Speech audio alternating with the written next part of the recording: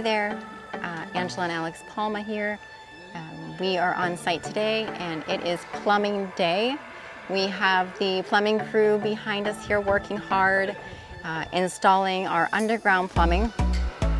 They are working on this, so hopefully in about 2 weeks the concrete will be poured and we will have a ground level lay of concrete slab. Yeah, so today they're doing what they call the underground, which is basically all the sewer.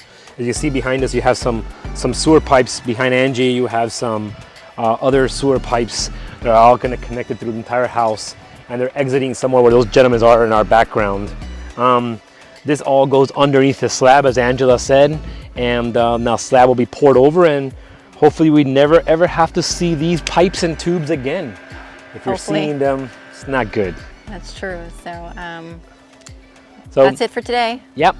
Well, we'll give you probably a little layout of the from the drone here in a minute. Show you how it looks from the air. Have a good day. Till next time.